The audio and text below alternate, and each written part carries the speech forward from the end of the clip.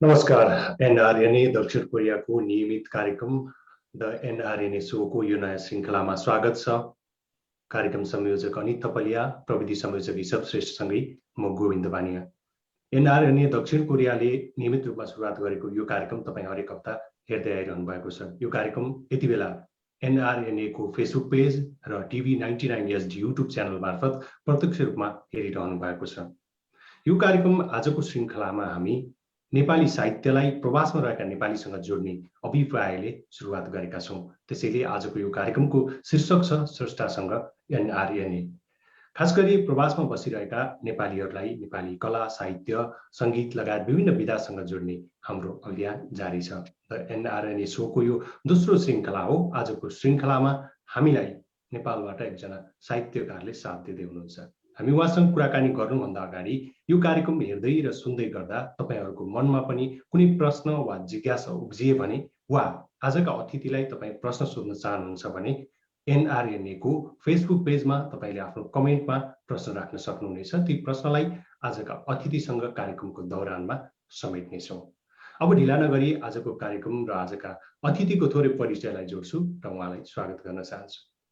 उहाँको नाम हो सुरेश बडाल। अखबारी लेखनहरू मार्फत आफूलाई साहित्य आकाशमा परिचित गराउँदै पछिल्लो समय अर्थात् केही महिना अगाडि रहर नामको कथा संग्रह लिएर नेपाली साहित्य जगतमा उदाउनु भएको छ। यहाँहरूमध्ये धेरैजनाले पढ्नु भएको पनि होला रहर कथा संग्रह। यदि पढ्नु भएको छैन भने पढ्नुहुनेछ र उहाँलाई अझै बढी चिन्नुहुनेछ भन्ने अपेक्षा हामीले गरिरहेका छौँ। आज हामी उहाँसँग नै कुराकानी गर्नेछौँ। खास गरी उहाँको व्यक्तिगत जीवनका केही अन्तरङ्ग कुराकानी, उहाँको साहित्यको यात्रा र नेपाली वाङ्मयका विषयमा केही कुराकानीलाई जोड्नेछौँ। आउनुहोस् ढिला नगरी कार्यक्रमलाई सुरुवात गर्न चाहन्छौँ। नमस्कार सुरेशजी, कार्यक्रममा स्वागत छ। हजुर नमस्कार यहाँलाई पनि र एनआरएनए कोरिया लगायत यो लाइभ स्ट्रिम हेरिरहनु भएका सम्पूर्ण दर्शकहरू, पाठकहरू सबैजनालाई मेरो नमस्कार। आराम कुशल हुनुहुन्छ? एकदम आराम छ। अब यो कुराकानी सुरुवात गर्नुपर्दा म एउटा सामान्य मान्छे र एउटा साहित्यकारको दैनिक जीवनमा के कति अन्तर हुन्छ, यहाँको दैनिक जीवन चाहिँ कसरी चल्छ, यहीँबाट सुरुवात गरौँ। मेरो दैनिक जीवन चाहिँ म आजभोलि चाहिँ अब यो लकडाउनका कारणले घरमै मेरो आफ्नो व्यावसायिक काम, आफ्नो पेसा त्यो पनि गर्दै र केही किताबहरू पढ्दै लेख्दै यसरी नै बितिरहेको छ। खासै धेरै फरक छैन। अलिकति अब आफ्नो कुनै लेखन पठनको समयलाई छुट्याएर बाँकीहरू सबै लगभग उस्तै नै हो।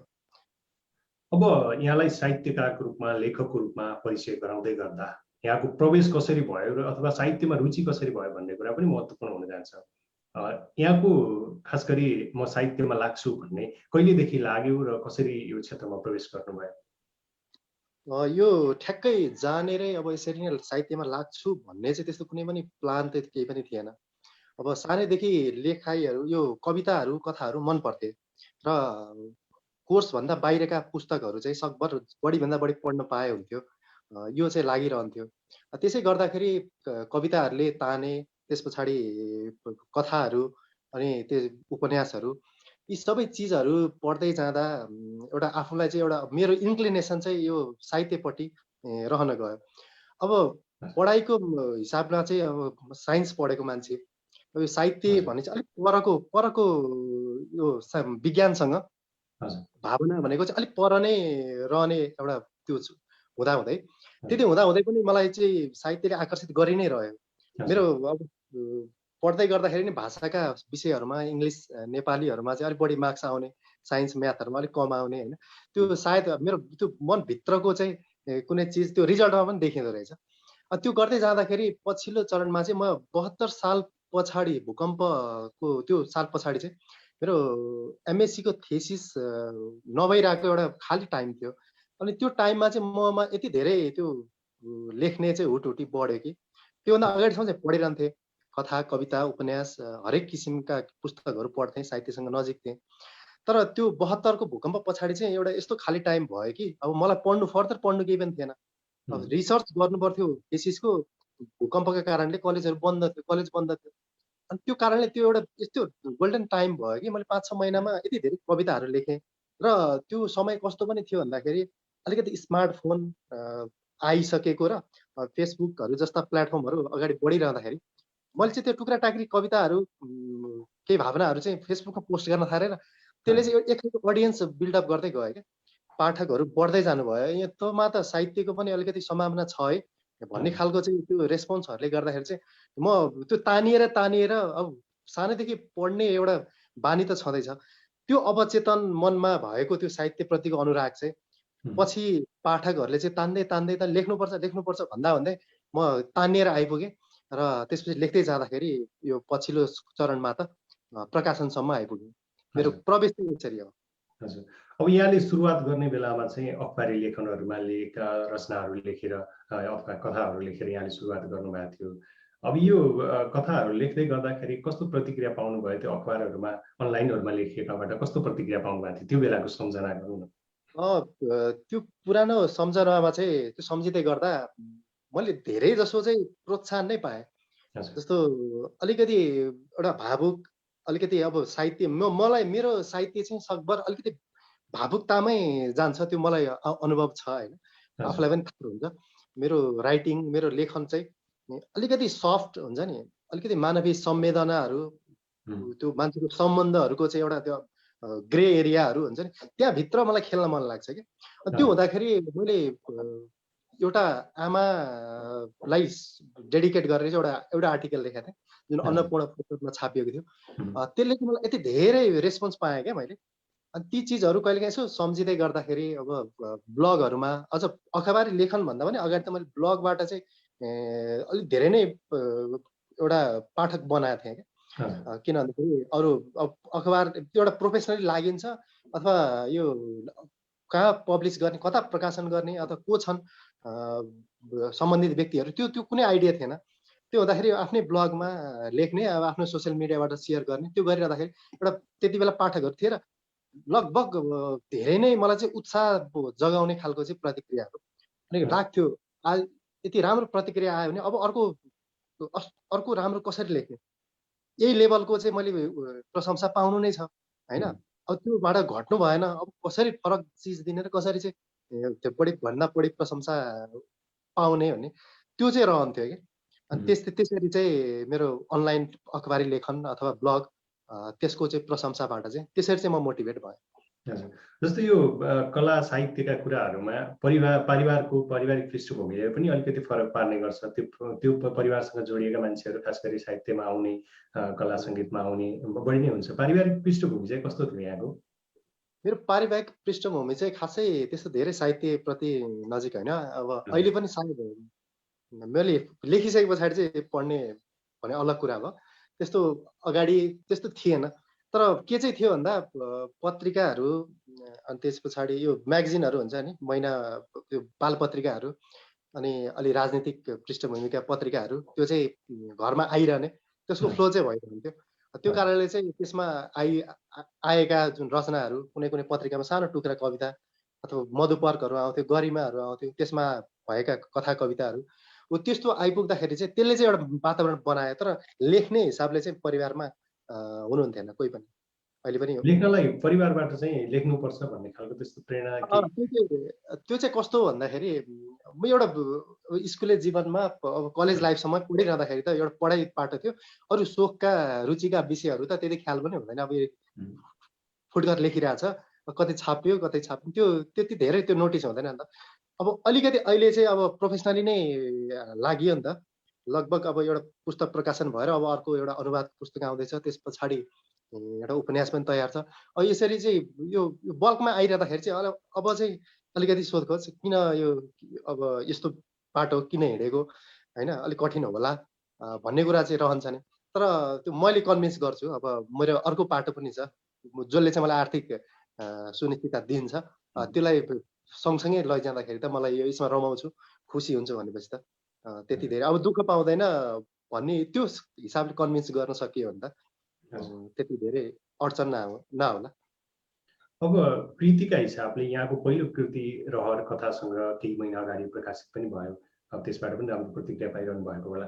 यहाँले अगाडिका दिनहरूमा कविता लेखहरू अथवा फुटकर केही लेखिँदै गर्दा र यो कथा नै लेख्छु भन्ने एउटा, किनकि अहिले कथा भनेको कस्तो छ भने नेपालमा एउटा उपन्यासको लहर चलिरहेछ, अनि त्यो टाइममा चाहिँ तपाईँले कथा नै किन रोज्नु भयो? आफ्नो रोजाइलाई कथा बनाउनुको केही त्यस्तो खास कारण थियो कि?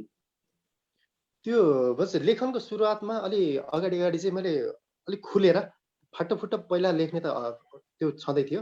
पछि जब खुलेर लेख्न थाल्यो त्यो लेखिरहँदाखेरि मैले सुरुवात चाहिँ गजलबाट गरेको थिएँ। धेरैलाई थाहा छैन, केलाई चाहिँ थाहा पनि छ होइन। अलिक पुरानो पहिलेदेखि नै मसँग सोसियल मिडियामा जोडिनु भएको अथवा चिनजान भइरहेका साथीहरू। अनि त्यो गजलमा लेख्दै गर्दाखेरि मलाई गजलमा सबै त्यति बेला मैले पर्फेक्टली भन्न सक्छु जस्तो लागेन। अनि गजल यति धेरै त्यसले यति धेरै नजाकत, यति धेरै चिज माग्छ त्यो गजलले, हामी त्यति खेलाची गरेर चाहिँ लेख्नु हुँदैन भनेर मैले त्यो छोडिदिएँ। अनि कविता लेख्न थालेँ त कवितामा पनि मेरो चाहिँ बढी स्टोरी टेलिङ, एउटा कविताको एउटा बेग्लै क्राफ्ट हुन्छ, तर म कवितामा पनि कथा भन्न खोज्दै रहेछु क्या। एउटा स्टोरी टेलिङ चाहिँ गर्न खोज्दो रहेछु, मेरो कविताको चाहिँ प्याटर्न त्यस्तो रहेछ भन्ने लागेपछि मलाई के लाग्यो भन्दा किन कविताको थोरै एउटा क्राफ्टमा चाहिँ मैले सीमित रहनु, जबकि मलाई कथा भन्नु छ भने म अलिक बृहत क्राफ्टमा चाहिँ भन्छु भनेर मैले कथापट्टि लागेँ। र उपन्यासको लहर चलिरहँदा कथा किन भन्दाखेरि चाहिँ लगभग मैले उपन्यास लेखिरहँदाखेरि फुटकर कथाहरू चाहिँ मेरोसँग जम्मा भइसकेका थिए। अनि प्रकाशकसँग कुरा गरिरहँदाखेरि पनि मलाई के लाग्यो भन्दा सकभर कथाबाट जाँदाखेरि चाहिँ अलिकति एउटा क्रिटिकल समीक्षात्मक रूपमा, आलोचनात्मक रूपमा पनि एउटा धेरै खालको मेरो अब एउटा उपन्यासमा एउटै विषयवस्तु हुन्छ, एउटै स्टोरी लाइन हुन्छ, त्यसले सबै चिज समेट्न नसक्ला। अनि पहिलो किताबमा नै अब अर्को तरिकाले हेर्ने दृष्टिकोण बन्ला। त्योभन्दा बरु केही 10-15 वटा कथाहरूको सङ्ग्रह, त्यसरी जाँदाखेरि मसँग विषयवस्तुको भेरिएसन होइन, विविधता र सबै चिजमा चाहिँ मैले फरक खालको तरिकाले स्टोरी टेलिङ गर्न सक्छु भन्ने हिसाबको चाहिँ एउटा आफ्नो क्षमता पनि त्यो देखाउँ। त्यो हुँदाखेरि अलिकति एउटा समीक्षात्मक रूपमा हुन्छ नि, अलि राम्रो चिजहरू आओस् र त्यसले चाहिँ मलाई फर्दर कस्तो विषयवस्तुमा उपन्यास कसरी एउटा कसरी लेख्ने होइन, पहिलो नै म चाहिँ त्यो त्यसरी चाहिँ आओस् भन्ने मलाई लागेर पनि त्यो तरिकाले चाहिँ कथा सङ्ग्रहमा पहिलो प्रकाशित गरेँ। र त्यो के पनि भन्न सकिन्छ भन्दाखेरि अलिकति बस्न खोजेको हुन्छ नि, अलिकति सेफ साइड खोजेको भन्न पनि मिल्छ। तर व्यापारिक हिसाबले अब कमर्सियल सक्सेसको हिसाबले त उपन्यासहरू नै चलिरहेकै छन्। त्यो हुँदाखेरि अलिकति जोखिम मोलेको पनि हो र अलिकति चाहिँ मसँग केही विविध खालको चाहिँ विषयमा लेख्ने क्षमता छ है भनेर देखाउन खोजेको पनि हो। हजुर, अब यो कथा सङ्ग्रहमा रहरमा कतिवटा कथाहरू सङ्ग्रहित गर्नुभएको छ यहाँले? यसमा 13 वटा कथाहरू छन्, लामा छोटा। कुनै कथा चाहिँ 9-10 हजार शब्दको लामो कथा पनि छ, कुनै 1100 शब्दको छोटो कथा पनि छ। 13 वटा कथाहरू छ। खास विषयवस्तु चाहिँ के बनाउनु भएको छ कथामा, अथवा कथा लेख्दै गर्दाखेरि अब कथा र संस्मरणमा अलिकति भिन्नता भए तापनि कतिपय आफ्ना जीवन भोगाइका कुराहरू पनि कथाको मार्फतबाट चाहिँ हामी लेख्ने गरिन्छ। त्यसमा तपाईँको आफ्नो जीवन भोगाइका केही कुराहरू पनि समावेश गर्नु भएको छ कि छैन? एकदम यो चाहिँ कस्तो भन्दाखेरि तपाईँ कुनै लेखकले लेख्छ अथवा कुनै आर्टिस्टले आर्ट गर्छ, कुनै पनि चिज कलाको फर्ममा आइसक्दाखेरि त्यसमा यथार्थताको इलिमेन्ट नहुँदो हो भने त्यो कला बन्दैन। तपाईँ यथार्थ विषयवस्तुलाई नै कलात्मक रूपमा चाहिँ कति बढी सम्प्रेषणीय बनाउन सकिन्छ, त्यो नै कलाको चाहिँ एउटा इथिक्स हो होइन, एउटा जिस्ट हो। अनि त्यो कारणले कथाहरूमा लगभग धेरै मेरा अनुभवहरू, मेरा अब्जर्भेसनहरू, भोगाइहरू, मैले जस्तो सबै चिज त भोग्न सकिँदैन नि, कहिलेकाहीँ लाग्छ कुनै एउटा चिज भोग्यो, तर भोगेको सबै चिज कथा बन्न आउँदैन। त्यो भोगेको चिजबाट फिल्टर आउट गरेर सबभन्दा पर्फेक्ट सेपमा, सबभन्दा एकदम त्यसको चाहिँ यति एउटा प्रेजेन्टेबल तरिकाले जुन चिज बनाइन्छ त्यसरी चाहिँ एउटा कथाहरू मैले निकालेको छु। अनि केही चिज चाहिँ कस्तो छ भन्दाखेरि कति चिज भोगेर आइयो, तर यसो सम्झिँदाखेरि, नोस्टाल्जिक भएर सम्झिँदाखेरि त्यो त्यस्तो नभएर यस्तो भइदिएको भए हुन्थ्यो भन्ने लाग्छ नि। हो, त्यस्तो नभएर यस्तो भइदिएको हुन्थ्यो भने त्यो सम्भावना फेरि अर्को कथा बन्छ क्या। जुन चिज चाहिँ मैले भोगेँ तर त्योभन्दा फरक भइदिएको हुन्थ्यो, त्यसको रिजल्ट अथवा त्यसको चाहिँ जर्नी, त्यसको यात्रा फरक भइदिएको हुन्थ्यो त्यो घटनाको भन्ने लागेको चिज फेरि फरक कथा बन्छ। अनि यी कारण अनि कति चाहिँ के हुन्छ भन्दा कसैको देखिन्छ, कसैले सुनाउँछ, अनि त्यो यसो हेरिरहँदाखेरि त्यसको जीवनबाट, उसको भोगाइबाट पनि फेरि अर्को एउटा कथा चाहिँ त्यहाँबाट निकाल्न सकिन्छ। हो, यो तीनवटै तरिकाबाट चाहिँ कथाहरू बुनेको छु मैले। र त्यही भएर मलाई चाहिँ यो पुरै काल्पनिक हो अथवा यसमा मेरो केही पनि भोगाइ छैन, म त्यति धेरै आदर्शवादी बन्दिनँ। यो चाहिँ मेरै भोगाइका मैले देखेका कुराहरू नै हुन् र त्यसलाई चाहिँ कलाको फर्ममा अथवा कथाको क्राफ्टमा चाहिँ कसरी ल्याएँ भन्ने कुरा त्यो चाहिँ मैले अलिकति त्यसको चाहिँ मेरो सङ्घर्ष रह्यो। अरू कुरा त यथार्थबाटै, समाजबाटै, भोगाइबाटै, परिवारबाटै यतैबाट आउने। यहाँको पहिलो कृति भएको हुनाले यहाँले यो कृति लेख्दै गर्दा र बजारसम्म पुर्याउँदै गर्दा के कस्ता अप्ठ्यारा सजिलाहरू आए यो पनि हामीलाई सेयर गरिदिनुहोस् न। मलाई तुलनात्मक रूपमा त्यति धेरै अप्ठ्यारो चाहिँ परेन। किन भन्दाखेरि मसँग पहिले नै मैले सामाजिक सञ्जाल, ब्लग अथवा अखबारी लेखन योबाट एक खालको चाहिँ सम्भावना देखाएको रहेछु। किन भन्दा त्यहाँबाट पाठकहरू जोडिनु भयो। अनि अब जस्तो हामीका सानो बजार छ, लेखनै गर्छु अथवा डेडिकेटेड लेखन गर्छु, टाइम पास होइन, अब उब्रेको टाइममा यसो केही लेखिदिउँ त्यो होइन कि डेडिकेटेड भएर लेख्छु। मेरो यसलाई चाहिँ यो मेरो एकदम तपस्या साधना हो भन्ने तरिकाले लागेका लेखकहरू निकै कम हुनुहुन्छ। अनि सानो बजार कम यो खालका लेखकहरू भएको ठाउँमा अभियसली प्रकाशकहरूको चाहिँ एउटा हुन्छ नि, को छ त अब, किन भन्दा एउटा जेनेरेसन वाइज अर्को पुस्ता नयाँ खालको कथाहरू, नयाँ मान्छेका कथाहरू त्यो त चाहिन्छ नै। अनि त्यो हुँदाखेरि प्रकाशकहरूको नजर रहेछ ममा। अनि केहीले एप्रोच पनि गर्नुभयो, अनि एप्रोच गर्नुभयो, कुराकानी भयो केही प्रकाशकहरूसँग। तर मेरो त्यही त हो, भर्खर अब जस्तो छोटो समयमा एउटा छोटो फर्मेटमा 1200 वर्डमा कुनै अखबारको लागि लेख्नु र 50,000 शब्द कम्पाइल गरेर चाहिँ एउटा मजाको चाहिँ किताब बनाउनुमा त एउटा एक खालको फरक अनुभव हुन्छ नि। मेरो पाण्डुलिपिहरू केही प्रकाशन गृहबाट अस्वीकृत पनि भए। अनि त्यो हुँदाखेरि ठिकै छ भनेर मैले चाहिँ अब त्यसलाई जोडबल लगाएन। जोडबल लगाएको भए सायद प्रकाशित हुन्थ्यो पनि होला, केही प्रकाशन गृहहरू जस्तो भयो भने छाप्छु भन्ने पनि भेटिनु भएको थियो। र मैले चाहिँ होइन, म अलिकति ग्रो गर्नुपर्छ, यति हतार छैन। किन भन्दाखेरि एक खालको रेपुटेसन बनाइसकेको छु, त्यो बिग्रेला हतार गर्दाखेरि भनेर म अलिकति संयमित भएर फेरि अरू केही लेखनहरू गर्न थालेँ। एक दुईवटा संस्मरणहरू, निबन्धहरू प्रकाशित हुन थाल्यो। त्यस पछाडि अनि अहिले जुन प्रकाशन फाइन प्रिन्टबाट चाहिँ प्रकाशित भयो पुस्तक, उहाँबाट चाहिँ मलाई ल हामी छाप्छौँ, पाण्डुलिपि छ भने पठाउँ भन्ने कुराहरू आएर त्यसरी गरेँ। त्यही भएर मलाई चाहिँ तुलनात्मक रूपमा निकै सजिलो नै भयो। तर यो सबैलाई यो सम्भव हुँदैन, यो सुविधा धेरैलाई सबैलाई छैन। जति पनि लेखिरहनु भएको छ धेरैलाई चाहिँ यो यति सजिलो तरिकाले चाहिँ एउटा प्रतिष्ठित प्रकाशन गृहसम्म पुग्नु, त्यहाँबाट प्रकाशित हुनु यति सजिलो चाहिँ छैन। हजुर, अब यो कृति प्रकाशन भइसकेपछि आफ्नो व्यक्तिगत जीवनका कुराहरू पनि होलान् अथवा लेखनीमै कति कुराहरू सुधार पनि गर्नुभयो होला। यहाँले के परिवर्तन भयो? आफन्त साथीभाइबाट पाउने मायामा पनि परिवर्तन भयो होला, अथवा आम पाठकको एउटा अखबार लेखनमा लेखिरहेको, कविता गजल लेखिरहेको मान्छे कथामा आउँदाखेरि प्रतिक्रिया कस्तो पाउनुभयो? उहाँको व्यवहार चाहिँ कस्तो पाउनुभयो? होइन, व्यवहार त मलाई सधैँ सकारात्मक नै छ। एकदम हरेक दिन जस्तो नयाँ नयाँ साथीहरू जोडिनुहुन्छ यो कृतिकै कारणले, कि त्योभन्दा बाहिर त मेरो परिचय छैन। अनि एउटा लेखक किताब लेखेको र किताब पनि सबैले, धेरै पाठकहरूले मन पराउनु भएको होइन, त्यो कारणले एकदम नयाँ नयाँ शुभचिन्तकहरू जोडिने। अनि अब अर्को कृति कहिले आउँछ, ल लेख्दै गर्नु, लेख्न नछोड्नु, अब अर्को कृतिको पर्खाइमा छौँ, यस्तो कुराहरू चाहिँ सधैँ आइरहेको छ। र केही त अब अलिअलि हुने नै भइहाल्यो, मान्छेको स्वभाव हो। कतै केही चिजहरू त्यो पनि हुन्छन्, अब त्यो चिजहरूलाई ख्याल गरिन्न, सबै आफूलाई प्रेरणा दिने कुराहरूलाई चाहिँ लिएर जाने हो। त्यही भएर खासै त्यति धेरै फरक नै अब पहिलाको र अहिलेको कृति प्रकाशित भएपछिको भन्नेमा चाहिँ त्यति धेरै फरक छैन। केही सङ्ख्याको बढी हिसाबले मान्छेले चिन्नु बाहेक अरू मेरो जीवनशैली उस्तै नै छ। म उस्तै नै छु। जुन जस्तो सोसियल मिडियामा, फेसबुकमै पनि म पहिला पनि जोक गरेर हाँसेर स्ट्याटस लेख्थेँ, अहिले पनि म अब ठुलो मान्छे भए लेख्नुहुन्न कहिले त भन्नुहुन्छ, तर होइन, आफू जस्तो छु त्यो हिसाबमा चाहिँ रहनुपर्छ भनेर म त्यही नै गरिरहेको छु, इन्जोय गरिरहेको छु।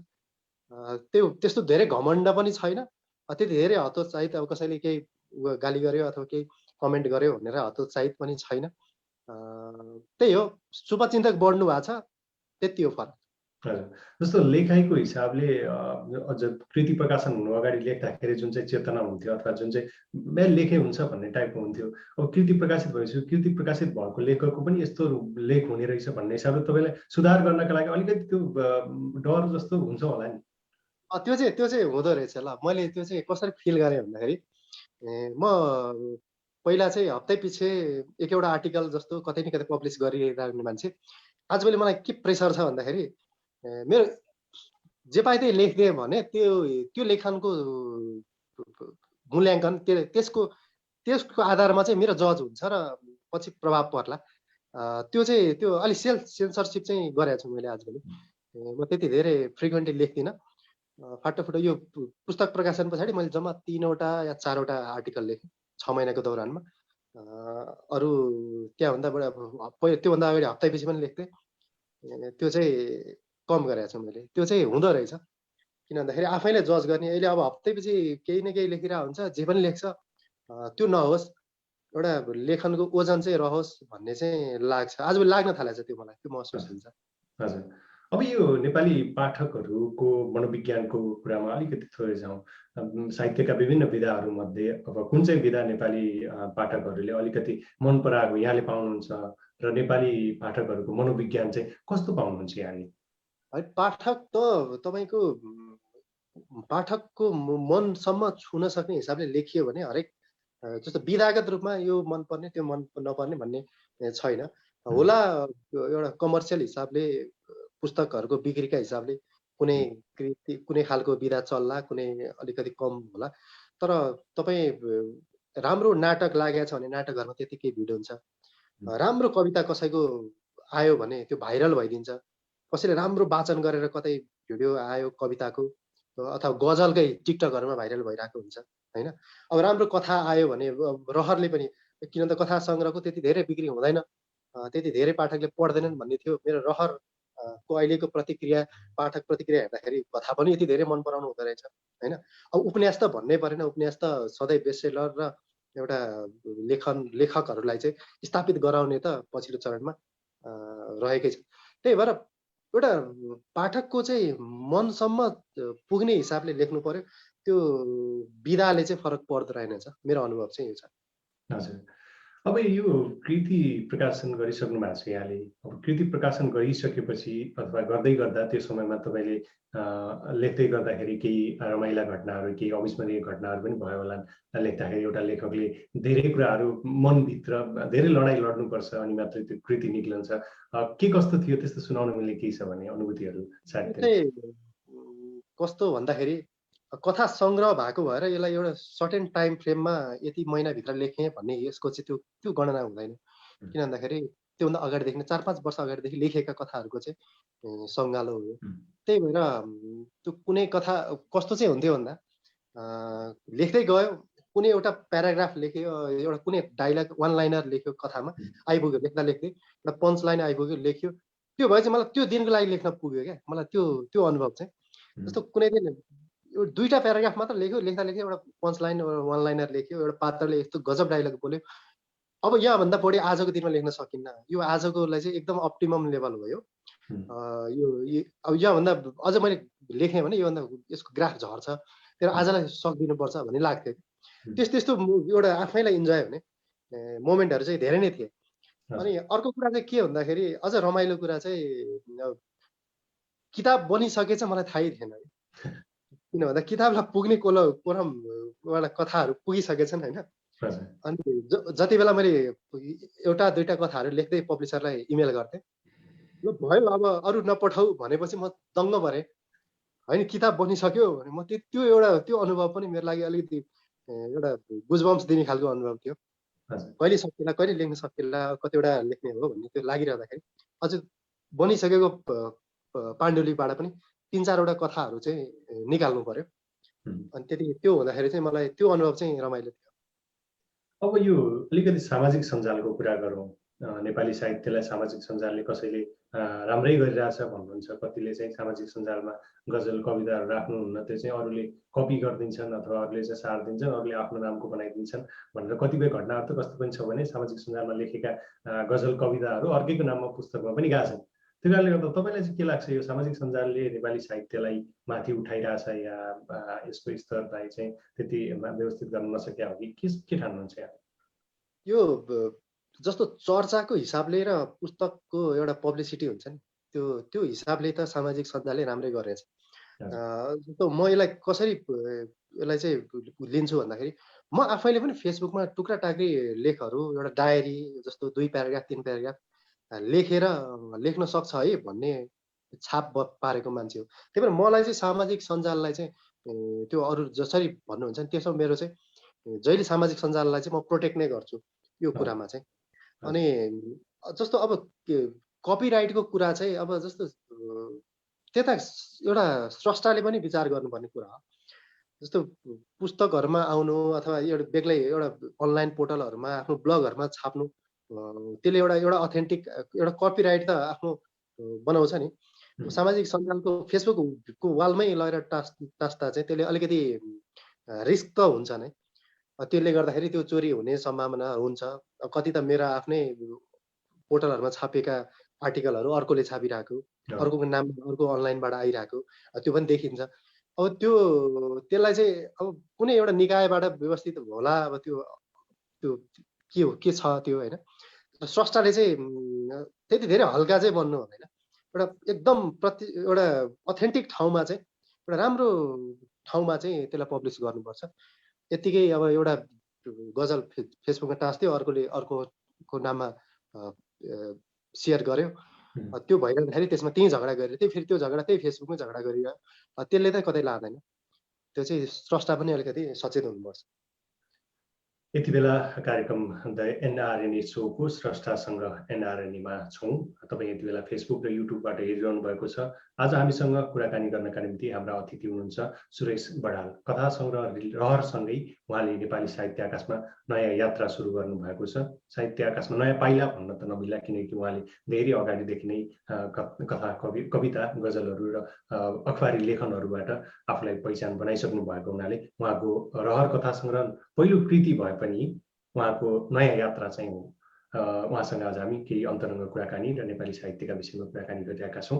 आजको अतिथिसँग तपाईँका कुनै प्रश्नहरू छन् भने फेसबुकमा कमेन्ट बक्समा यहाँले राख्न सक्नुहुनेछ। हामी कार्यक्रमको दौरान तपाईँहरूका प्रश्नलाई आजका अतिथिसम्म पुर्याउनेछौँ र कार्यक्रमका बारेमा सल्लाह सुझाव या प्रतिक्रियाहरू छन् भने पनि तपाईँले हामीलाई लेख्न सक्नुहुनेछ। तपाईँहरूको प्रतिक्रिया अनुसार हामी कार्यक्रमलाई थप परिमार्जित र परिष्कृत गर्दै जानेछौँ। आज हामी कुराकानी गरिरहेका छौँ सुरेश बडालजीसँग, कथा सङ्ग्रह रहरका लेखक हुनुहुन्छ। उहाँसँग कुराकानीलाई फेरि हामी निरन्तर गर्न चाहन्छौँ। अब यो प्रवासबाट पनि थुप्रै साहित्य सृजना गर्ने स्रष्टाहरू हुनुहुन्छ। कतिपयले कृतिहरू नै सार्वजनिक गर्नुभएको छ प्रवासबाट। यो प्रवासमा बसेर नेपाली साहित्य लेखन गर्ने जो स्रष्टाहरू हुनुहुन्छ उहाँको कारणले नेपाली साहित्यलाई कतिको योगदान पुगेको छ जस्तो लाग्छ यहाँलाई? तपाईँ साहित्यको जस्तो यो ठाउँमा बसेर अथवा ऊ ठाउँमा बसेर भन्ने त्यस्तो धेरै त्यो केही फरक त हुँदैन नि। जस्तो तपाईँ जहाँ हुनुहुन्छ त्यहीँबाट आफ्नो लेखन गरिरहनु भएको छ होइन। जस्तो लेखकहरू त्यसलाई अब प्रवासबाट उहाँले पुस्तक प्रकाशन गर्नु होइन, अनि त्यस पछाडि साहित्यका कार्यक्रमहरू हुनु, त्यो चाहिँ एकदम उल्लेखनीय कुरा पनि हो।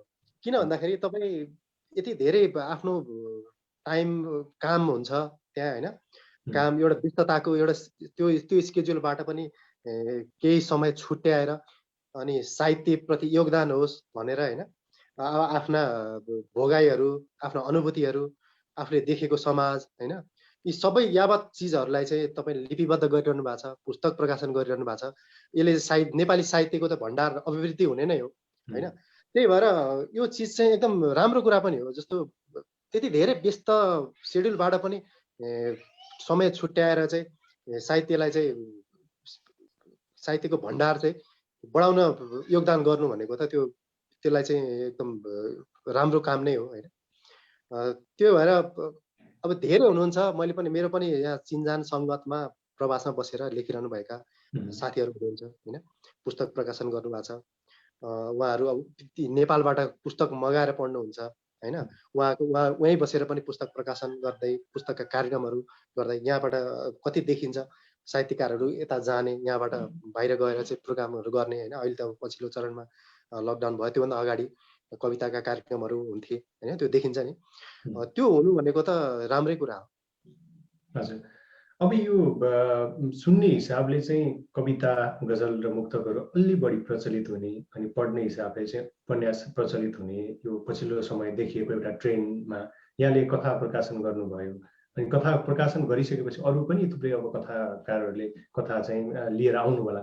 यहाँले चाहिँ कथा लेख्दै गर्दा यो अलिकति परिवर्तन गरेर लेख्दै गर्दा अग्रज स्रष्टा सर्जकहरूबाट कस्तो खालको प्रतिक्रिया पाउनु? अग्रजहरूबाट त मैले निकै राम्रो पाएको छु होइन, हजुर। सल्लाह सुझावहरू। जस्तो पछिल्लो चरणका स्थापित साहित्यकारहरूले पुस्तक पढेर होइन स्वस्फूर्त रूपमा चाहिँ मलाई चाहिँ शुभकामनाहरू दिनुभएको छ होइन। मलाई कति त थाहा पनि हुँदैन थियो, सामाजिक सञ्जालमा देख्दै जाँदा कोही राजन मुकारङले पढिरहनु भएको छ, त अमर न्यौपानेले पढेर होइन पुस्तकको बारेमा प्रशंसा गर्नुभएको छ, त नयनराज पाण्डेले होइन। अब यस्तै अरू धेरै साहित्यकारहरू अग्रजहरू होइन, उहाँहरूले चाहिँ किताबको बारेमा चाहिँ त्यो भनिरहँदाखेरि चाहिँ खुसी नै लाग्छ। उहाँहरूबाट चाहिँ राम्रै प्रतिक्रियाहरू पनि आएको छ। यहाँले अगाडि पनि भन्नुभयो मैले कविताहरू पनि लेखेको छु भनेर। मलाई यहीँनिर तयारी छ भने यहाँको कुनै एउटा कविता सुन्न यहाँलाई चाहिँ आग्रह गर्न चाहे। कविता चाहिँ मैले धेरै भयो लेख्न, लगभग छोडेको जस्तै नै भन्न पर्यो होइन। त्यो जस्तो प्रकाशित गर्ने अलिकति पब्लिक प्लेटफर्ममा सुनाउने भनेर चाहिँ मैले लेख्न चाहिँ छोडेँ। कहिलेकाहीँ आफ्नै अनुभूति केही चिज हिट गर्छ अनि यसो लेखौँ भन्ने त्यो त भइहाल्यो। धेरै अगाडि अब त्यही भएर मलाई पहिला अहिले यसो आफूलाई निहालेर हेर्दा पुराना कविताहरू चाहिँ धेरै सिक्न बाँकी रहेछ, अलिक कच्चै लेखिएछ जस्तो चाहिँ लाग्छ। तैपनि एउटा अलिकति धेरै मान्छेले चाहिँ रुचाएको एउटा कविता, धेरै पाठकहरूले रुचाउनु भएको एउटा कविता सुनाउँछु। यो कविताको शीर्षक मैले सहर छोडेको दिन। केही चुरोटहरू कम जल्लान् पहिले भन्दा, केही धुवाँ कम होला यहाँको आकाशमा। कुनै रुटको एउटा पुरानो माइक्रोबसको कुनै एउटा लुगा च्यात्ने साँगुरो सिट खाली होला, या कुनै चिया पसलको काठको टुल रित्तो होला। खै के होला मैले सहर छोडेको दिन। केही जोर आँखाहरूले कुर्दैनन् होला पुरानो बस पार्कको गेटमा उभिएर। केही पानीपुरीहरू कम बिक्लान् न्यू रोडका सडक छेउमा। कसैको एउटा हात हावासँग हात मिलाउँदै एक्लै हिँडिरहला असनको गल्लीमा। केही ठाउँहरू खाली रहलान् बसन्तपुरका मन्दिर पेटीहरूमा।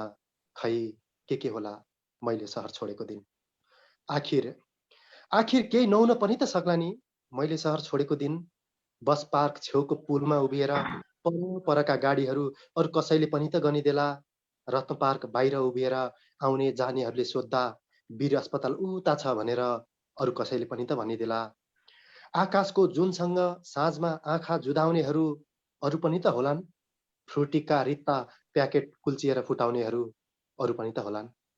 किन केही फरक नपर्ला र मैले सहर छोडेको दिन। म फर्किन्न कि भनेर पसलेहरूले उधारो खाता पल्टाउँदै मलाई रातभर याद गर्न सक्छन्। भाडा तिर्न आउला कि नआउला भनेर घरबेटीले मलाई रातभर फोन गर्न सक्छन्। सापट्टि तिर्ला कि नतिर्ला भनेर मेरा यारहरूले मेरो हाल खबर सोध्न सक्छन्। म फर्किन्न कि भनेर मेरी प्रियसीले आँसुले तकिया भिजाउन सक्छन्। त्यसैले मलाई यो सहर छाड्नै मन लाग्दैन। माइक्रोको सिटले उधारेको सर्ट जस्तै उद्रे पनि जिन्दगी। मन्दिर पेटीमा अडेस लाग्दा पाइन्टमा टाँसिएको चुइङम जस्तै गरी टाँसिएरै बस्न मन छ मलाई यही सहरमा। धन्यवाद। गजब मुटुमा छोयो। धन्यवाद। यति राम्रो कविता लेख्दै गर्दाखेरि यहाँलाई कविताको कृति पनि प्रकाशित गर्नुपर्छ भन्ने कहिले लाग्यो? कविताको कृतिको लागि चाहिँ देख्दैछु होइन, अलि त धेरै ग्याप पनि भएको छ। अनि अब राम्रा उत्कृष्ट कविताहरू लेखियो भने र त्यो सङ्ग्रहलाई पुग्ने अवस्था आयो भने निकाल्न पनि सकिन्छ। त्यो अहिले चाहिँ अलि तत्काल चाहिँ त्यो केही पनि सोच छैन त्यो बारे। अब यो अग्रज स्रष्टाहरूको साथ समर्थन पाइरहेको बताइरहँदाखेरि यहाँले नेपाली साहित्यमा अहिले जो नयाँ आइरहनु भएको छ उहाँहरू अग्रजबाट धेरै प्रभावित भएर पनि आइरहनु भएको छ। यहाँले व्यक्तिगत रूपमा कोबाट कसरी प्रभावित हुनुभएको थियो? त्यस्तो नाम लिन मिल्ने त्यस्तो अग्रजकै स्रष्टा सर्जकहरू साहित्यकारहरू हुनुहुन्छ, लेखकहरू हुनुहुन्छ भन्ने? मलाई त जस्तो म हरेक लेखकबाट केही न केही प्रभाव ममा परेको छ। जस्तो पुरानो लेखकहरूमा बिपी पारिजात, धच गोतामे, ध्रुवचन्द्र गौतम होइन, हरेकबाट उहाँहरू मेरो लागि होइन। अब जस्तो दौलत विक्रम बिष्ट, त्यस पछाडि हाम्रो गोविन्द मल्ल गोठाले होइन, हरेकबाट चाहिँ मलाई त्यो प्रभाव छ। अनि त्यो किनभने त्यो चिजबाट नपढिकन त तपाईँ लेखनमा आउनै सक्नुहुन्न कोही मान्छे पनि होइन। एउटा सर्वप्रिय लेखकहरूका होइन क्लासिक कृतिहरू नपढिकन। त्यही भएर उहाँहरूको चाहिँ सबै मन पर्छ। अब अहिले अब कन्टेम्पोरेरीमा पनि अहिले जो स्थापित लेखक हुनुहुन्छ, लेखिरहनु भएको छ होइन, सबै आफ्नो त्यो कृति उत्कृष्ट कृति लेखेर नै त्यो ठाउँमा पुग्नु भएको छ होइन। उहाँहरू सबैको केही न केही प्रभाव ममा छ। जस्तो बुद्धिसागर, अमर न्यौपाने, नयनराज पाण्डे, सुबिन भट्टराई, कुमार नगरकोटी हुनुहुन्छ होइन, कृष्ण धरावासी हुनुहुन्छ होइन। अहिले जो अहिलेको जतिको नाम फ्याटा अहिले आएन, तैपनि हरेकको के सबै कृतिहरू कि कुनै न कुनै एउटा कृति होइन केही न केहीले चाहिँ प्रभाव पारेकै छ। हजुर, यहाँ हामीलाई एकजना दर्शकले सोध्नु भएको एउटा प्रश्न छ, साहित्यमा साहित्य शब्द र व्याकरणको तालमेल चाहिँ के कस्तो हुन्छ भन्ने तरिकाले सोध्नु भएको छ। त्यो त अति टेक्निकल कुरा भयो होइन। जस्तो हामी कहाँ लेखकले लेखिसके पछाडि त्यसलाई सम्पादन गर्ने पनि हुन्छ नि त होइन। सम्पादन हुन्छ एउटा प्रक्रिया, अर्को प्रुफ रिडिङको प्रक्रिया हुन्छ होइन। त्यही भएर जस्तो मुख्य कुरो तपाईँ विषयवस्तु कुन विषयवस्तु लेख्दै हुनुहुन्छ र त्यसलाई कलाको कुन फर्ममा चाहिँ तपाईँले सम्प्रेषण गर्दै हुनुहुन्छ होइन, त्यो चिज महत्त्वपूर्ण हो। अनि अब अभियसली यो भाषाकै थ्रुबाट चाहिँ हामीले कम्युनिकेट गर्ने भएर भाषाको ज्ञान हुनु त जरुरी छँदैछ।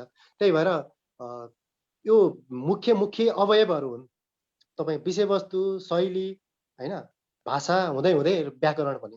त्यही भएर लेखकलाई चाहिँ एउटा के सुविधा छ भन्दा मैले अलिअलि व्याकरण बिगारेँ होइन, हुन्छ नि त्यो भाषा अलिकति बिगारेँ भने सम्पादक छ अथवा प्रुफ रिडर छ, त्यो एउटा सुविधा हुन्छ। त्यही भएर लेखकको त्यो आधारमा, त्यो तर्कका आधारमा चाहिँ म चाहिँ पहिलो कुरा चाहिँ विषयवस्तु र भाषा शैली भन्छु, व्याकरणलाई म अलिक पछाडि राख्छु।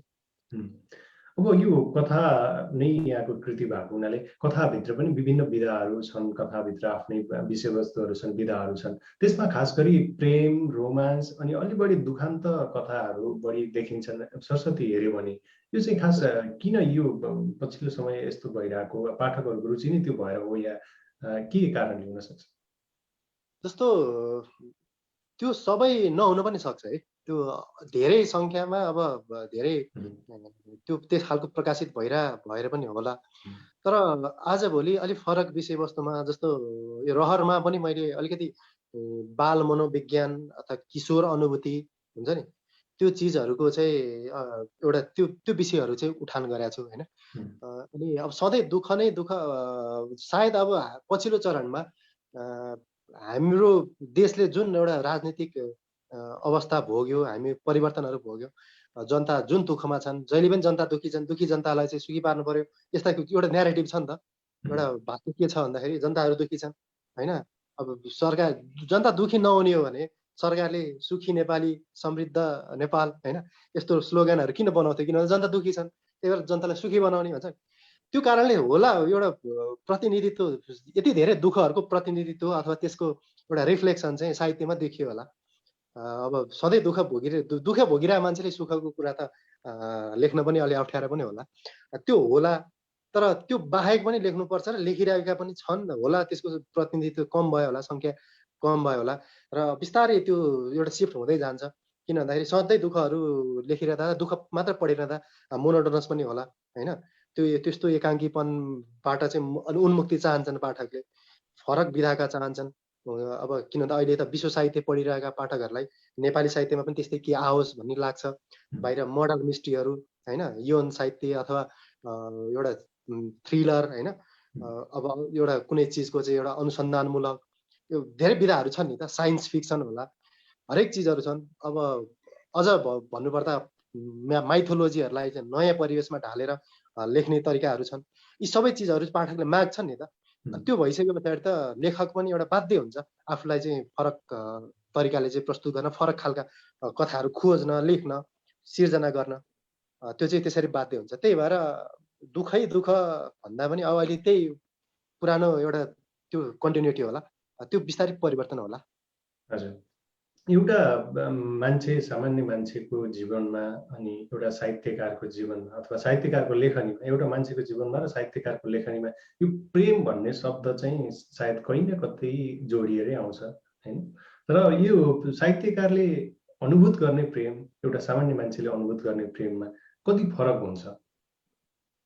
यसलाई चाहिँ म कसरी लिन्छु भन्दाखेरि तपाईँ साहित्यकारले अनुभव गर्ने प्रेम भनेको चाहिँ धेरै बहुआयामिक हुन्छ क्या। जस्तो मैले एउटै कथा सङ्ग्रहमा कतै एउटा मिलन, एउटा प्रेम चाहिँ एउटा मिलनको बिन्दुमा पुगेको, अथवा कुनै एउटा आकर्षणमै सीमित रहेको, अथवा कुनैमा चाहिँ व्यापक धोका भएको, अब त्यो प्रेम टुटेको, यी सबै चिजहरू मैले एउटा कन्भिन्सिङ तरिकाले, पाठकलाई चित्त बुझ्दो तरिकाले हो है यो त यही हो भनी पारेर मैले लेख्नुपर्ने हुन्छ। त्यो हुँदाखेरि फरक के हुन्छ भन्दाखेरि मैले हेर्ने प्रेमको दृष्टिकोण अलिक फरक हुन सक्छ।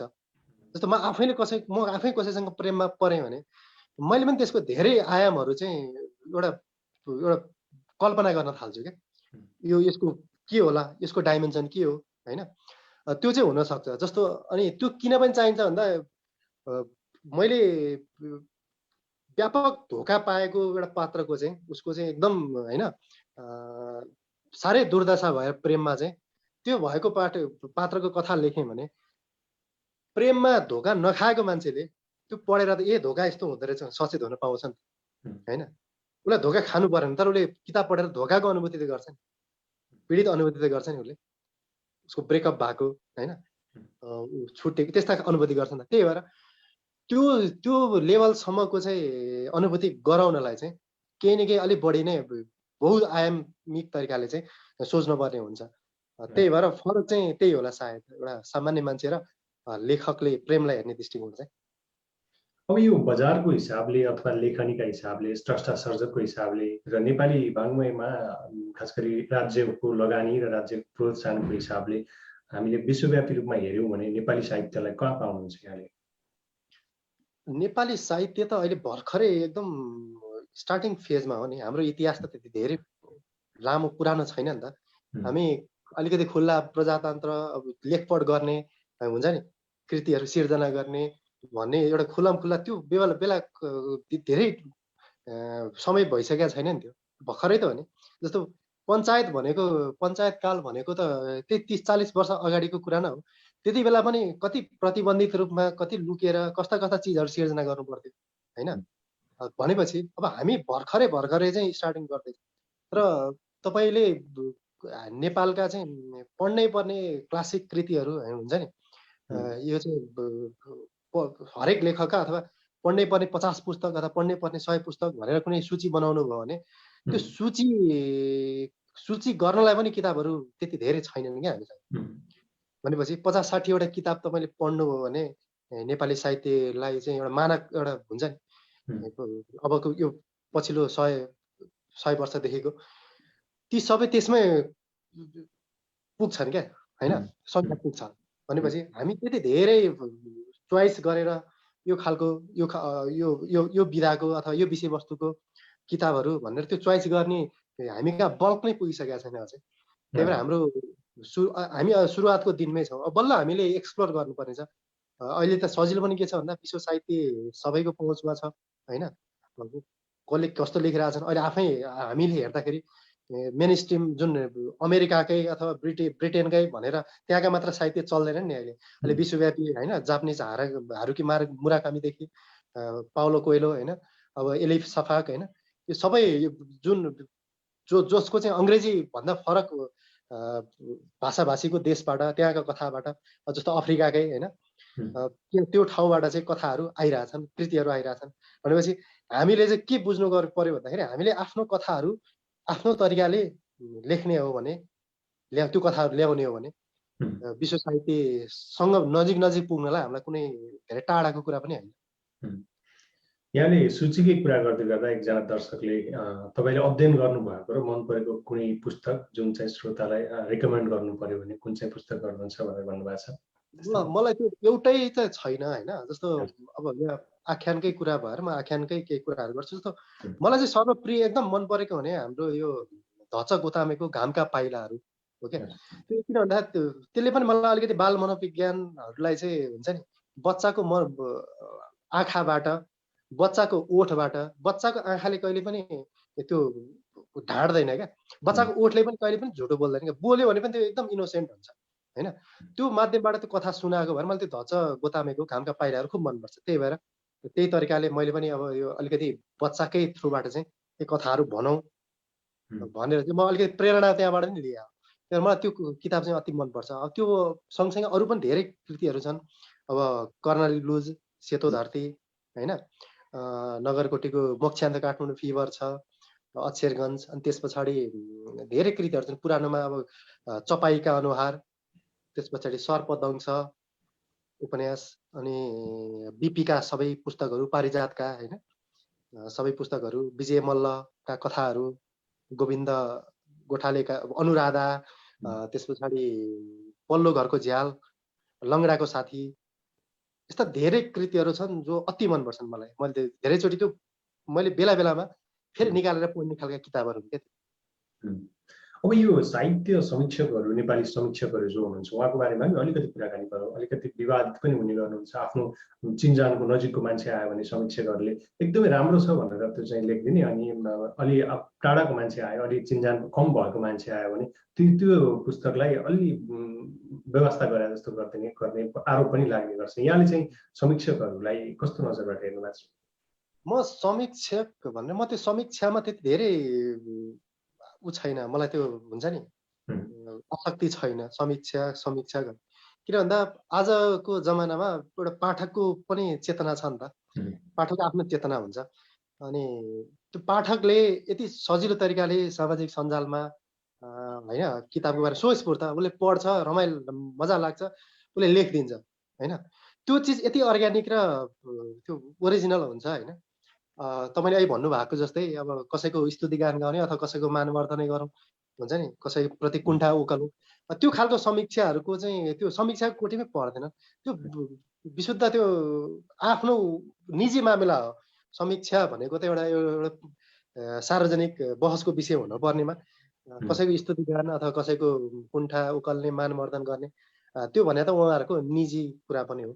त्यही भएर छैन आजभोलि त्यस्तो समीक्षा एकदम योबाट चाहिँ के प्रेरणा ल्याऊ अथवा यो चिजले चाहिँ मेरो लेखक सर्वज्ञता होइन नि त। लेखकलाई त अलिकति एउटा विषयवस्तुमा अथवा टेक्निकमा अरू कुनै चिजबाट तर्कबाट चाहिँ समीक्षकले चाहिँ एउटा चेत खुलाइदियोस् न, त्यो चिज पाइन्न आजभोलि। अनि त्यही भएर मलाई त्यही हो, कुनै कतै एक दुईजना समीक्षकहरू हुनुहुन्छ, तर खै किन समीक्षा गरिरहनु भएको छैन, राम्रा समीक्षकहरू हुनुहुन्छ होइन। उहाँहरू सायद अब के कारणले गर्नु भएको छैन, तर धेरै जसो त तपाईँले आफै सुरुवातै भनिहाल्नुभयो, केही स्तुतिगान हुन्छन्, केही कुण्ठा हुन्छन्। त्योभन्दा त धेरै गुणा राम्रो समीक्षा भनेको पाठकले आफ्नो पैसा खर्च गरेर, आफ्नो समय खर्च गरेर पढेको किताब, त्यो बारेमा उसले अर्को पनि केही शब्द खर्च गरेर आफ्नो सामाजिक सञ्जालमा लेख्छ। त्योभन्दा ठुलो समीक्षाहरू केही पनि हुँदैन। अब सुरेश बडालको यात्रा कता हुन्छ र नयाँ कृति पाठकले के पढ्न पाउनुहुन्छ, कस्तो तयारी गरिरहनु भएको छ यो विषयमा अलिकति? अहिले त मेरो अब ठ्याक्कै दसैँ अगाडिको छेको पारेर मेरो अनुवादको कृति आउँदैछ, हिप्पी, पाउलो कोएलोले लेख्नु भएको उपन्यास। एकदम राम्रो कृति हो होइन। त्यसलाई प्रेमको माध्यमबाट चाहिँ जीवन दर्शनका कुराहरू उहाँले बताउनु खोज्नु भएको छ त्यहाँ होइन, बताउनु भएको छ। र हरेक धर्महरू को चाहिँ जे धर्मको जे एउटा बाटो भए पनि आखिर त्यसले भन्ने एउटा जीवन अथवा प्रेम सम्बन्ध, त्यसको व्याख्यानहरू, त्यसको अर्थहरू चाहिँ एउटै हुन्छ भन्ने तरिकाले उहाँले त्यस्तो मिठो तरिकाले त्यो किताब लेख्नु भएको छ। त्यसलाई मैले अनुवाद गर्ने सौभाग्य पाएँ र त्यो चाहिँ दसैँ अगाडि त्यो कृति प्रकाशित भएछ। र मेरो आफ्नै कृतिको कुरा गर्दा उपन्यास तयार अवस्थामा छ, पब्लिकेसन्समा त्यसको कामहरू भइरहेछ। उहाँहरूले आफ्नो स्केड्युल अनुसार कहिले अनुकूल हुन्छ त्यति बेला प्रकाशित गर्नुहोला। त्यो प्रकाशन अगाडि थाहा भइहाल्छ। त्यो बाहेक अफवारी लेखन पनि जारी नै छ? त्यो पनि बेला बेलामा पहिलाभन्दा अलिक कम चाहिँ छ, तर लेखिरहेको छु। यो अब हिप्पीको नेपाली अनुवाद आउने कुरा गरिरहँदाखेरि आफ्नो लेखन र अनुवादमा कतिको फरक हुँदो रहेछ? फरक त धेरै फरक हुन्छ। अब कस्तो हुन्छ, तपाईँको आफ्नो लेखन गर्दाखेरि त्यो आफ्नो एउटा फ्रिडमको कुरा भयो क्या, आफ्नो क्रिएटिभ फ्रिडम त्यहाँ अब लाउनु पायो। तर अनुवादमा चाहिँ तपाईँ अलिकति बढी आफ्नोपन हाल्न खोज्नुभयो भने न त्यो त्यसको ओरिजिनल स्वाद बिग्रेला कि भन्ने पिर हुन्छ। अनि ओरिजिनल स्टाइल नै इन्ट्याक्ट राखौँ भन्यो भने फेरि अलि निरस होला कि, किन भन्दा त लिटरल ट्रान्सलेसन हुन्छ नि, लाइन टु लाइन ट्रान्सलेसन बन्ला फेरि त्यसको चाहिँ त्यो जस्तो उल्था मात्र होला, अनुवाद एउटा भावानुवाद भन्दा नि त्यो अलि उल्था मात्र होला, त्यो पिर हुन्छ। अनि त्यसले चाहिँ मलाई अलिकति गाह्रो बनायो। तर पछि अलिकति मैले आफ्नो लिबर्टी पनि लिएँ, आफ्नो अनुवादको लिबर्टी पनि लिएँ, अनि ओरिजिनल स्वाद शैलीलाई पनि इन्ट्याक्ट राख्न त्यो बिचको बाटो मैले लिएँ अनि राम्रो बनाएछ। हजुर, हुन्छ। यहाँको यो कृतिका लागि अथवा अनुवादका लागि यहाँलाई चाहिँ शुभकामना छ। यहाँ केही दर्शकले सोध्नुभएका प्रश्नहरूलाई फेरि पनि जोड्न चाहन्छु। प्रविधिको बढ्दो प्रयोग युवा पुस्ताको साहित्यमा सहभागितालाई कहिले नजरअन्दाज गर्नु भएको छ भनेर सोध्नु भएको छ। प्रविधि जस्तो अलिकति हामी प्रविधिमा समय चाहिँ बढी लिन्छौँ होइन। जस्तो म आफै पनि कहिलेकाहीँ यसो त्यो एउटा टिकटक सार्दै गयो भने 1-1.5 घन्टा जान्छ क्या होइन। त्यसले केही फरक त पार्छ, तर मुख्य कुरो चाहिँ त्यो कतिन्जेलसम्मलाई हो भन्ने कुरा हो। त्यो मान्छे त बोर एउटै त्यो त मोनोटोनस हुन्छ, बोर हुन्छ नि त। तर किताबहरूको साहित्यको त्यो रस चाहिँ जब बानी पर्छ होइन, अनि त्यसले त पाठकले त जसरी किताबै पहिला चुज गर्छ नि त, कुनै पढ्न मन लाग्यो भने त्यो पढ्छ। प्रविधिले केही त फरक त पार्छ कि नयाँ रिडरहरू बनाउनलाई चाहिँ यसले चाहिँ अलिकति चुनौतीपूर्ण चाहिँ बनाएको छ। जस्तो सानैदेखि नै सामाजिक सञ्जालमा मोबाइल डिभाइस अरू चिजहरूमा चाहिँ गेमहरूमा यस्तो बच्चाहरू त्यसमा एट्र्याक्ट भयो भने त्यो किताब पढ्ने एउटा ह्याबिट बनाउनलाई चाहिँ पछि चाहिँ गाह्रै हुन्छ। त्यो त सानो अवस्थादेखि नै एउटा सोख हो नि त। किताब भनेको त स्टुडेन्ट लाइफदेखि नै म किताबहरू पढ्छु भन्ने खालको त्यो खालको चाहिँ इन्क्लिनेसन भयो भने रिडरसिप बढ्ने। त्यही भएर प्रविधिले अलिकति फरक चाहिँ अभियसली पार्छ, नजरअन्दाज गर्न चाहिँ सकिँदैन यो चिजलाई, यो चाहिँ हो। तर उस्तै कुरो चाहिँ हामी लेखकहरूले चाहिँ सामाजिक सञ्जाल पनि छोडेर चाहिँ किताब पढ्छु भन्ने खालको बनाउनलाई त त्यही खालको रचना नि गर्नु पर्यो होइन। फलानु किताब राम्रो छ भन्यो भने मान्छेले मोबाइल बन्द गरेर एकछिन पढोस् न, त्यो पनि त चुनौतीपूर्ण हुन्छ हाम्रो लागि। त्यो त सबै चिज हो यसमा। प्रविधिले गर्दा हामी धेरै पाठकहरूसँग एकैचोटि आफ्नो यो आछ भने चर्चा गर्न नि सक्छौँ, अनि धेरै किताबहरू चाहिँ बिक्री वितरणमा सहयोग पनि पुग्छ। अर्को कुरो त्यही प्रविधिसँग चाहिँ च्यालेन्ज चाहिँ त्यसलाई पनि छोडेर चाहिँ पढ्न सक्ने खालको चाहिँ कृति, छोटो मिठो एउटा हुन्छ नि, टु दी पोइन्ट विषयवस्तुमा गएर चाहिँ आएको कृतिहरू, त्यस्तो खालको लेख्न सक्यो भने त फेरि सकिन्छ पनि, प्रविधिसँग कम्पिटिसन गर्न पनि सकिन्छ। त्यही हो, दुवै कोणको कुराहरू हुन्छ यसमा। हामी करिब 2 वर्षदेखि यो कोरोना महामारीसँग जुधिरहेका छौँ। त्यो समयमा व्यक्तिगत रूपमा यहाँले पनि साहित्यमा केही अवसर प्राप्त गर्नुभयो वा यो समय चाहिँ नआइदिएको भए हुन्थ्यो भन्ने केही त्यस्तो केही भयो? यहाँको के अनुभव छ? मलाई चाहिँ म चाहिँ पछिल्लो चरणमा म अर्कै पेसा गरेर अर्कै फिल्डको मान्छे। जब यो कोरोना महामारी आयो यो बिचमा चाहिँ मसँग राइटिङ स्किल थियो र म किताबमा चाहिँ आफ्नो लागि पर्न पाएँ होइन। अनि त्यो कारणले यो यतापट्टि आउँदाखेरि मलाई झन् बढी सजिलो चाहिँ भयो। किन भन्दाखेरि म जुन चिजमा म आफू केही गर्न सक्छु, मसँग केही क्षमता छ भन्ने लाग्थ्यो, यो कोरोना महामारीले गर्दाखेरि एउटा लेख्ने त्यो चिजलाई चाहिँ फेरि रिभिजिट गर्ने त्यो टाइम पनि पाएँ। अर्को यही बिचमा मेरो कृति प्रकाशित पनि भयो, यही बिचमा मैले एउटा अनुवादको प्रोजेक्ट पनि गरेँ भनेपछि अनि मलाई चाहिँ के भयो भन्दाखेरि सायद यो नआइदिएको भए म अर्को फिल्डतिर लाग्थेँ होला। के थाहा, पुस्तक प्रकाशनमा नआउनु पनि सक्थेँ कि अनुवाद पनि नगर्न सक्थेँ कि, त्यो अर्को कुरा पनि हुन्छ। त्यही भएर मलाई चाहिँ यो लेखनमा आएको हिसाबले चाहिँ यो लकडाउन अवसर नै आयो, अवसर नै भयो। हजुर, अब हामी कार्यक्रमको अन्त्यतिर पनि छौँ। म एउटा मात्रै अन्तिम प्रश्न यहाँको लागि सोध्न चाहन्छु। सुरेश बडाल यदि साहित्यमा नआएको भए कहाँ देख्न पाइन्थ्यो? तपाईँको चाहिँ साहित्य पछाडिको दोस्रो रुचिको विषय चाहिँ के हो? रुचि त म किताब पढ्ने नै हो, किताब पढ्ने, फिल्म हेर्ने होइन, यो नै हो। तर साहित्यमा नआएको भए सायद म बाहिर कुनै कन्ट्रीमा पिएचडी गर्दै हुन्थेँ होला। अहिले त्यो चाहिँ मेरो यो लाइफले, यो राइटिङ करियरले चाहिँ त्यसलाई चाहिँ अहिले अलिकति ओभर स्याडो बनाएको छ। अन्त्यमा यहाँलाई भन्न मन लागेको दर्शक आम पाठकसँग सेयर गर्न मन लागेको त्यस्तो केही कुराहरू छ भने सेयर गरिदिनुहोस्। त्यस्तो खासै त्यस्तो त धेरै अब जस्तो किन भन्दा आजभोलि पाठकहरूसँग दोहोरो इन्टरेक्सन भइरहेकै हुन्छ होइन। उहाँहरूलाई केही क्युरियोसिटी छ भने सामाजिक सञ्जालमा सोध्नुहुन्छ भनिरहेकै हुन्छ। तर त्यही हो, यहाँ अलिक पब्लिकले भन्नुपर्ने कुरा चाहिँ नेपाली साहित्यलाई माया गर्नुहोस् होइन। जस्तो नयाँ नयाँ लेखकहरू आइरहेछन्, उहाँहरूको कृतिहरू पढिदिनुहोस्। किन भन्दाखेरि एउटा यस्तो खालको डेडिकेसनले आएको हुन्छ होइन। अब मैले अघि नै मेन्सन गरेँ, म पिएचडी गर्न बाहिर कतै हुन्थेँ भने त्यो छोडेर अहिले त्यसलाई माया मारेर अहिले म किताब लेखिरहेको छु भनेपछि कम्तीमा पनि एउटा त्यो त्यागको चाहिँ एउटा मूल्याङ्कन पनि हुन्छ होइन। किन गरिरहेछ त होइन, त्यो पढिदिनु होला। अनि राम्रो लागे साथीभाइहरूलाई भनिदिनु होला, नराम्रो लागे लेखकलाई यहाँ भएन, अलि राम्रो लेख्नुहोस् अथवा यहाँ सुधार्नु पर्ने छ त्यो भनिदिनु होला। त्यो भयो भने यो एउटा पठन यति मजाको चिज हो यो होइन। पुस्तक पठन लेखन यो साहित्य भन्ने चिज यति आनन्दको, यसले मान्छेलाई यति शान्त काम बनाउँछ होइन। हामी यति धेरै बाहिरको यो तनावहरूबाट होइन चटक्क आएर एउटा किताब पढिरहँदाखेरि त्यो अर्को दुनियाँमा जान सकिन्छ। त्यो किताब पढ्नुको प्लेजर हुन्छ नि हो, त्यो चिज छ। यो त्यही भएर किताब पढ्नुहोस्, मजाले पढ्नुहोस्, नयाँ लेखकहरूका पनि पढ्नु, पुरानाहरूको पनि पढ्नुहोस् होइन। अनि प्रमोसन गर्नुहोस् अलिकति साथीभाइहरूमा, किताब पढ्ने एउटा ह्याबिट बनाओस् भनेर चाहिँ त्यो छलफलहरू गर्नुहोस् होइन। यो चाहिँ यति गर्नुभयो भने हाम्रो साहित्यको क्षेत्र पनि अलि माथि जान सक्ला होइन। हाम्रा कथाहरू पनि विश्वले देख्ला सुन्ला। यो कथाहरू साहित्यहरू योबाट नै त हो नि विश्वले नोटिस गर्ने। जस्तो अहिले तपाईँ त कोरियामा हुनुहुन्छ, कोरियन सिनेमाहरू यति धेरै होइन विश्व बजारमा चाहिँ त्यसको दबदबा छ। किन त्यो कोरियाका कथाहरू होइन, कोरियाका साहित्यहरू त्यो सबै सिनेमा सङ्गीत सबैबाट यसरी विश्वमा आइरहेछ नि त।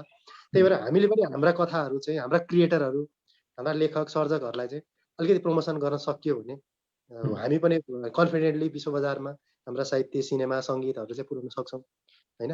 त्यही भएर मेरा सबै दर्शकहरूलाई पाठकहरूलाई चाहिँ यही भन्न चाहन्छु, नेपाली साहित्य सङ्गीत कला सबै चिजलाई माया गर्नु, सर्जकहरूलाई माया गर्नु, यही भन्न चाहन्छु। हुन्छ, यहाँको अनुवाद र उपन्यास आउँदैछ।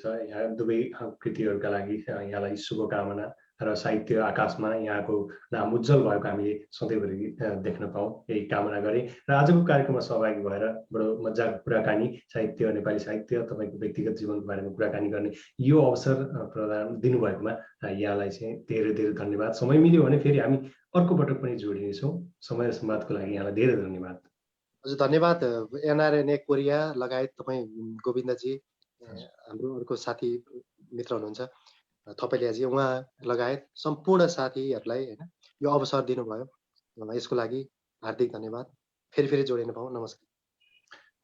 आज हामी द एनआरएनए सोको आजको श्रृङ्खलामा सुरेश बडालसँग कुराकानी गऱ्यौँ। कथा सङ्ग्रह रहरका लेखक सुरेश बडाल पछिल्लो समय हिप्पीको अनुवाद, नेपाली अनुवादको लागि तयारी गरिरहनु भएको छ। त्यसै गरी उहाँको आफ्नै उपन्यास पनि आउँदैछ। यहाँहरूले उपन्यास यदि प्रकाशित भएको खण्डमा यहाँहरूले पढ्नुहुनेछ र माया गर्नुहुन्छ नेपाली साहित्यलाई, नेपाली स्रष्टाहरूलाई भन्ने अपेक्षा मैले गरेँ।